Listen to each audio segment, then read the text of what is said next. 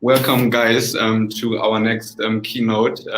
Right now with Harish, sorry, Manadia, I don't know how you pronounce it. You will do it better than I do. As long as you join, a quick introduction. Harish is probably the most successful blogger, website owner, I don't know how you want to call it, but he's the person behind Shipping and Freight Resource, that famous news content shipping and freight website with hundreds of thousands visits per month. And I'm pretty sure that because I read that all the time in your comments, that most of us probably use Shipping and Freight Resource as the main source for knowledge and education in our industry. So you probably helped an entire generation in shipping and freight to get along in their jobs. Today, your session, Harish, is going to be not less interesting. It will be about cost savings through digitalization in shipping. And without further ado, over to you and to everyone in the audience. Harish will be speaking for 20-25 minutes and will be available for questions afterwards. So don't be shy, say hi in the chat, ask him questions, and we'll try to answer them in 20-25 minutes. But now, Harish, how can people in our audience save money and how much? Thanks for the introduction, Florian, and thanks for the opportunity to Container Exchange to present this interesting topic. To everyone else, welcome to the audience as well. My name is Harish Manadia. I'm the founder of Shipping and Freight Resource. Shipping and Freight Resource I started in 2008. It is what I call a definitive online resource for knowledge and information in terms of shipping, freight, maritime, logistics, trade, supply chain, and technology. And from time to time also share news from or relevant news from various parts of the world in terms of what is happening in our industry, how it works, and everything else that is going on in this industry, which is a very, very dynamic industry. I've been fortunate to have been in the industry for the past 31 years. And as part of the Shipping and Freight Resource, I also provide marketing solutions for the freight industry in terms of lead generation and providing quality content. If you need somebody to write quality content, our team can help with that, or advertising your products or brand promotions, those kind of activities.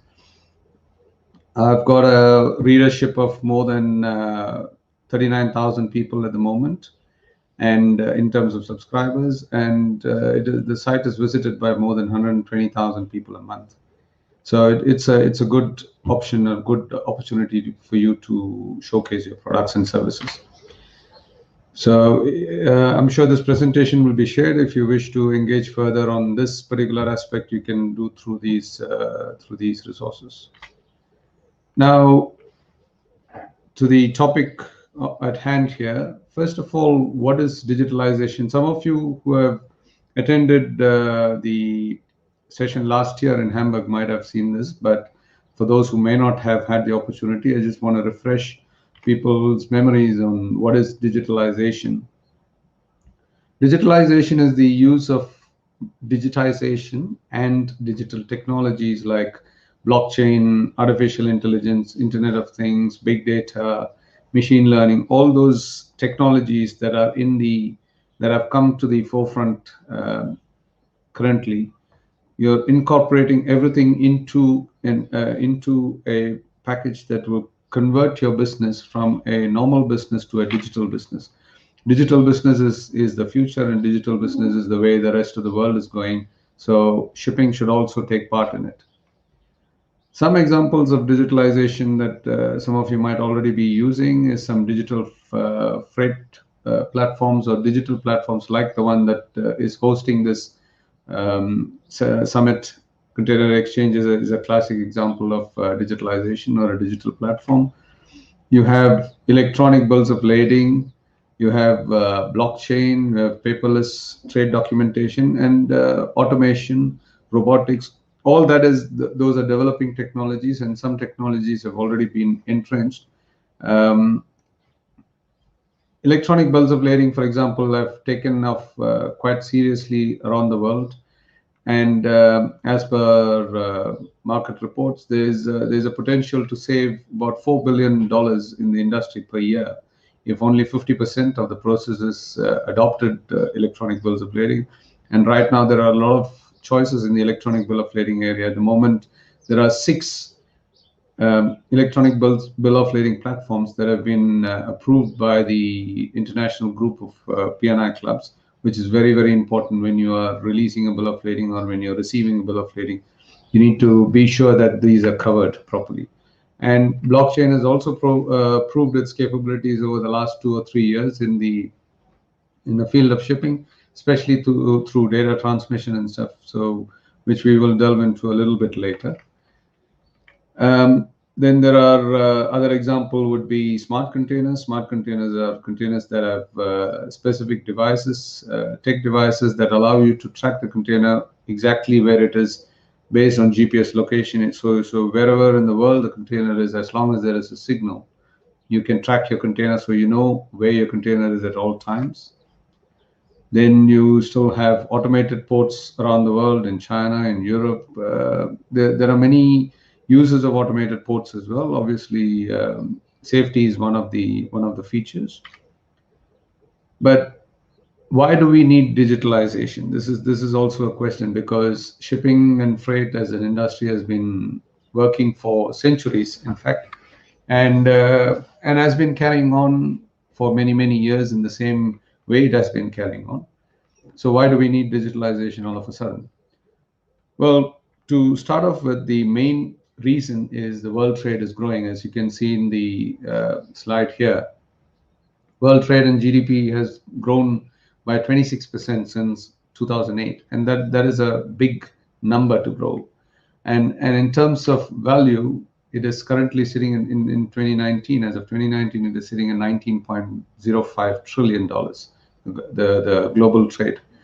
And ships are getting bigger and bigger and bigger. You will see from the evolution of container ships from 1968 to 2020 the difference. And from 2010, from 2012, almost every year there has been a new largest container ship in the world. And right now we're sitting at in 2020 with HMM Algeciras, which is the biggest container ship at the moment. And the types of ships are also increasing in terms of sizes and in terms of values. If you see this chart just gives a brief introduction about the various vessel types and the value of each. So, for example, if you look at offshore vessels, for example, it is only sitting at a 4.1% in terms of deadweight capacity, but in terms of value, it is 18.4%. So it does not always match, but this is how the ship space is moving. And as per Statista recent statistics, the container market is expected to grow, and it has been growing quite rapidly, and it is still expected to grow, COVID notwithstanding. But this is the projected growth from 2015 to 2021. Some of this is actual figures, some of them are projected. And as we speak, at the moment, there's 23 million TEUs in circulation around the world across various trade lanes, across various on various ships. In fact, there are 6,135 container carrying ships, and of which 5,435 are fully cellular. So you can see there's a huge demand and huge supply also of ships and containers. But simultaneously, paperwork is increasing. Day by day, people are struggling with paperwork. People are struggling with coping up with all these volumes. Now, if you imagine doing all this manually, it is a nightmare. I don't think anybody can cope up with doing all these trade activities manually with all these paperworks, with the number of shipments increasing and the demand from customers. So some of the drivers of digitalization we will look at now. The main driver is the need for speed, because we have this pressing need for speed from us as a consumer. I mean, for all cases, we are the consumer, the end consumer that receives goods that we ourselves are shipping. For example, if you place an order for a pair of Air Jordans online, we are constantly chasing it. We want to know where it is, when is it arriving, and we get impatient. But sometimes the people who are not involved in the industry forget how much or how many processes are involved in getting that pair of Air Jordans to the consumer. It is a massive process, and those of you who are in the industry know how that works. And the need for speed also brings around improved efficiency. We need to improve the efficiency. The speed can be achieved only if we improve efficiency in getting those Air Jordans to the customer as quickly as possible. So digitalization and the usage of data it definitely assists in the delivery of the goods in the shortest possible time to the consumer. We can identify which is the closest fulfillment location, and from there move it to the consumer.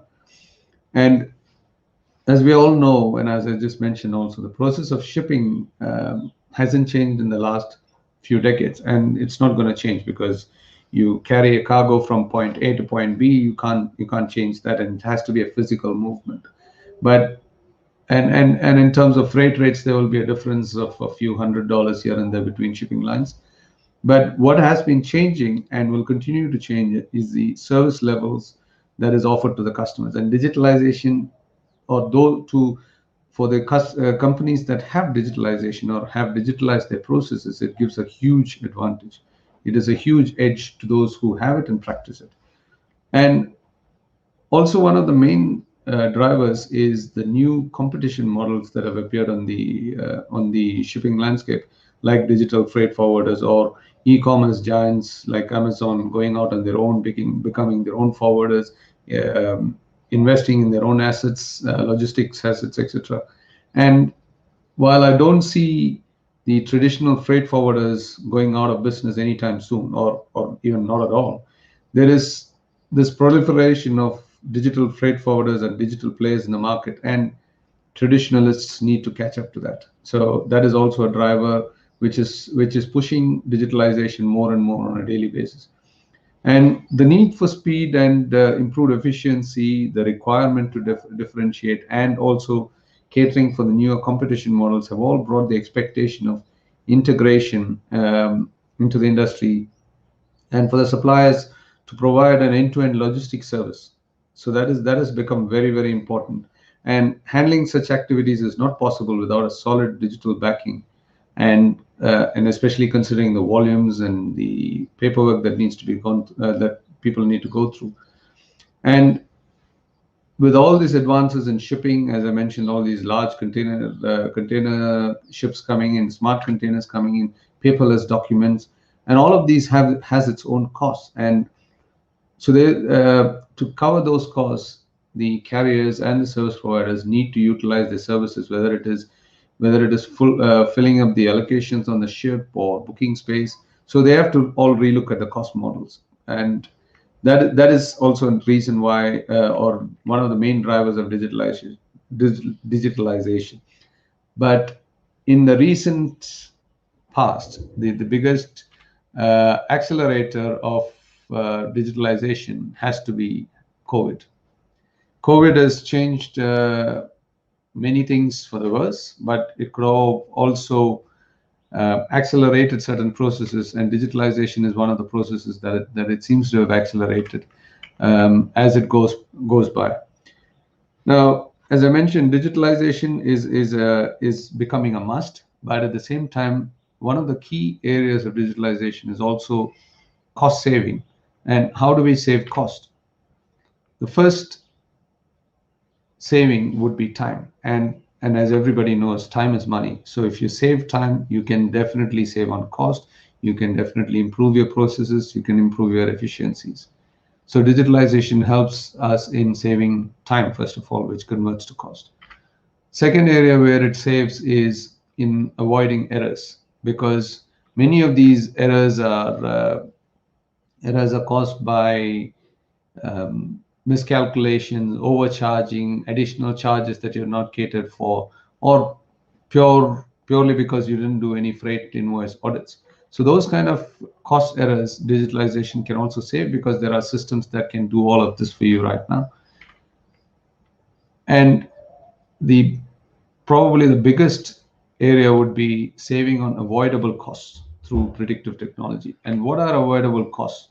Avoidable costs are something like storage, demurrage, detention. These three costs combined together can create such an impact on the customer's bottom line that sometimes they decide, hey, I don't need this cargo, or I don't want this cargo because it is costing me so much to pay for demurrage, detention, storage. All those costs put together could sometimes outweigh the cost or value of the goods, and they can just say, okay, we're not interested in the cargo anymore, and abandon the cargo. But cargo abandoning is also an issue, because then it gets to a stage where somebody has to pay for it, and a lot of the times it could be the carrier, or it could be the freight forwarder, because they just made the booking. So these are some areas where you can definitely avoid these costs, or these avoidable costs. And if you look at what are the causes of these avoidable costs, some of the main issues are documentation. Documentation is the key issue, and that is where digitalization can really help in avoiding these costs. Documentary delays, there's incorrect documentation, sometimes documents are lost, sometimes there are custom stops or police stops, which also adds to the delay, which will create more costs like storage and demurrage.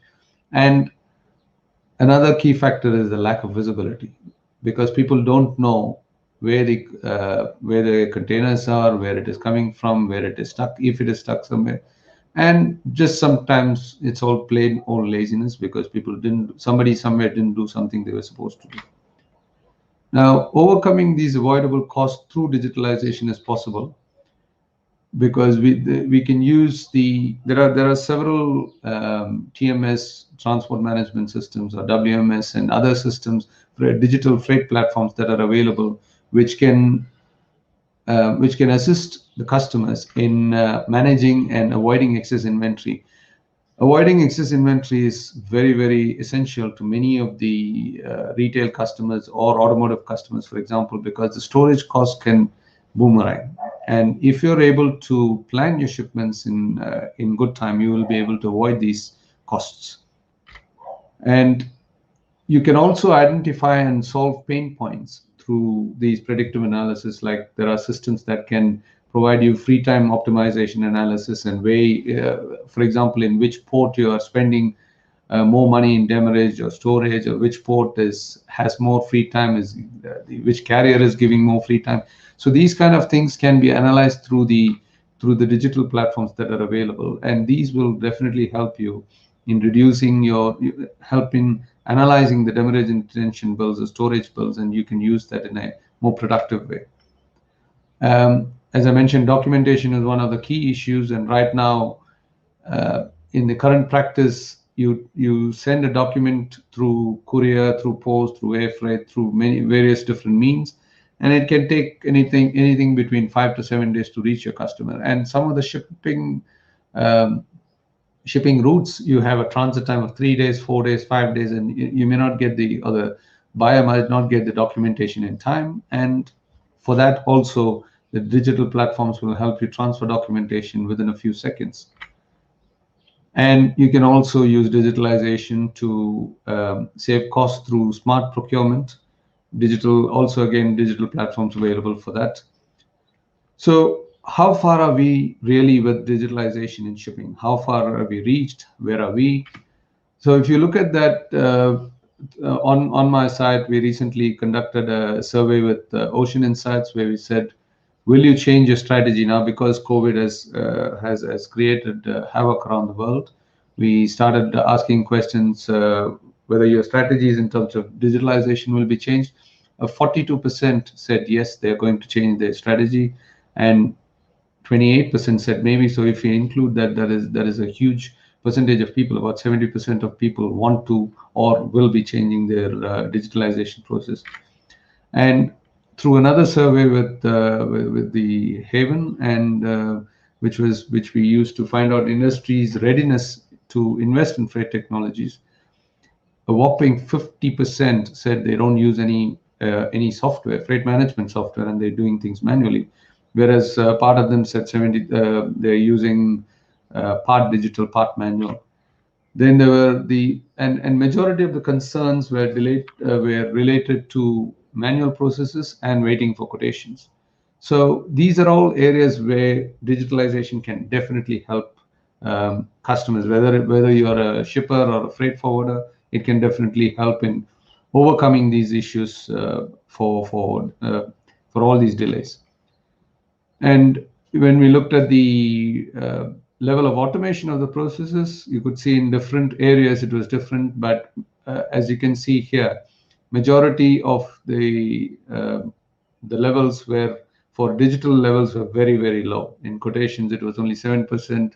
The highest was track and trace, which is still at 12%, but it's still not enough, because manual processes are still 30% of people are still using manual processes of tracking and tracing, which means pick up the phone and speak to the shipping lines or go to individual shipping line websites and track and trace your containers. So we have smart containers, yes. We have smart bills of lading, yes. We have smart ships, we have smart ports, we have smart contracts, we have smart warehouses. But smart people, it's my lips are sealed on that for now. So what is the point of all this? The point of all this is that the digitalization cannot create awareness. Digitalization can help you. Digitalization is a tool to help you manage your business better, to save costs, and to progress further in the industry. But it cannot create awareness. The people and the companies and staff or the employees who are working in that company, they must create that awareness themselves or understand that awareness themselves. So they need to understand the processes, what is happening, how things are working, and also understand the client's requirements, their pain points, and try to see how it can be done. And they must understand, main thing is they must understand that the digitalization has limits. It's not a quick fix. If you start today, it will take you at least 6 to 9 months. That is one of the things that Thomas also mentioned earlier in his presentation. It takes 6 to 9 months for this whole thing to come to fruition. So, and people should not adopt technology just because they want a fancy technology or say they're using something fancy. But everybody must be ready to start implementing digitalization in their processes, in their businesses, and see how it can save costs for all of us. I can take any questions if you have. Perfect. Thanks a lot, Harish. I hope you guys can hear me. Yeah, you take your time to type in questions for Harish. Meanwhile, we have 2 questions from the audience already. I just read them out loud and then we go through them, Harish.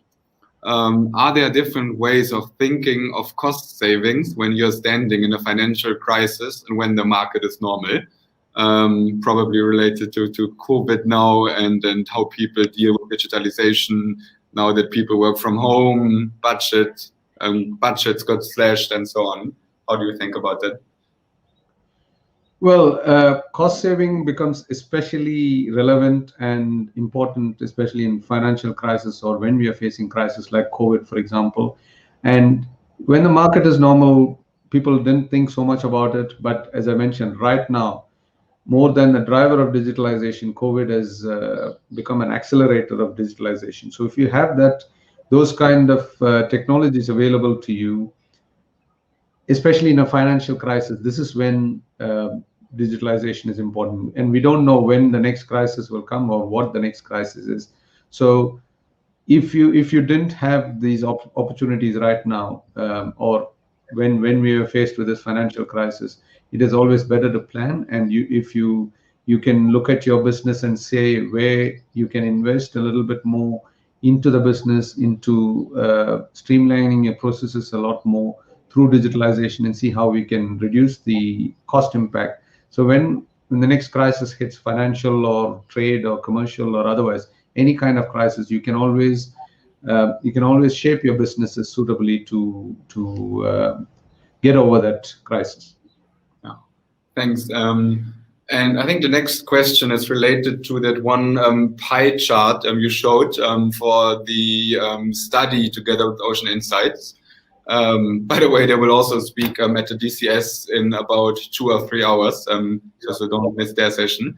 I think it's connected to the pie chart where you showed how people think that COVID accelerates their digitalization. Do you have a few concrete examples how, especially if I look at the question, how especially smaller companies can digitize their business and what is needed for them to change? Yeah, definitely. The beauty of digitalization and these new age technology platforms is that you do not need to buy the whole ERP system or the whole system as a complete product. There are certain platforms that are offering bite-sized technology options. So if you want only container tracking or only freight invoice audits or only, for example, documentation modules, there are companies that are selling those in that manner. So if you're a small company and you have a specific pain point, like for example, if you're using 10 people to create documentation, you can reduce that number through digitalization, which might help you in that process. And as you grow through that process, you can always add on, because there are several options available as plug-in as plug and play. So these are some of the strategies that you can use. So you do a complete audit of your system or your business and see where you spend, what is taking up most of your time, what is taking up most of your money, and try to see from the market what sort of digital options are available, because there are off-the-shelf products, there are products that can be customized, there are products that are completely integrated, so you don't need to do anything. Of course, systems like SAP, for example, and stuff are super expensive for certain people, but those are certain things that you can do as a strategy. Yeah, thanks, Harish. And we've got another question from Prasan. He says, "Hey, Harish, thanks for the presentation. My question to you is on the topic of IoT devices for smart containers. Is this technology a worthwhile investment in the present day environment? And I would like to know on how soon do you think that this technology would be widely accepted and used by the entire industry?" Well, that's a good question. Smart containers, especially, is growing exponentially. Lines like MSC and Maersk, Zimlines, many of them have really jumped into this wholeheartedly. And some of my other contacts have also. There was also a shipping line that has completely made their container fleet smart. The 20,000 containers of theirs is smart. So devices like smart containers or technologies like smart containers is definitely taking off, and it has shown its importance in the business of, for example, reefer containers, where you can monitor where a refrigerated container claim it's very, very expensive, and any failures should be notified immediately. And when you have that information at your fingertips, you can always communicate with the ship or communicate with the port or communicate with the transporter and say, hey, I'm seeing this temperature setting is off, or the vent setting is off, or the humidity is not right, or some door is open, or equipment malfunction. There's many such things that you can track and pick up from a smart container, which when you communicate effectively and immediately to the people involved, it can save you and your customers a lot of time, money. So definitely this is the future. Smart containers is definitely the future. At some point we will see every container will be smart. I have no doubt in my mind about that. Thanks a lot, Harish. Thanks a lot, everyone in the audience. We have a few seconds left. So if you don't already follow Shipping and Freight Resource and what Harish does, go and check out their website. Just type it into Google. It's super easy to find. We make this webinar session available after the DCS as well. We'll send it around. Harish will share it. And yeah, I hope you enjoyed it. Thanks for joining us, Harish. Always a pleasure. Thanks for the opportunity again, Flo, and thanks to all the attendees and for the questions. These are things that make shipping and freight interesting. And as Florian mentioned, please do head over to the site also. There are many questions people ask there as well. Could not better summarize it. Thanks a lot, Harish. Thanks a lot, everyone. See you in the next session with Patrick Berglund from Xeneda. Bye-bye. Bye.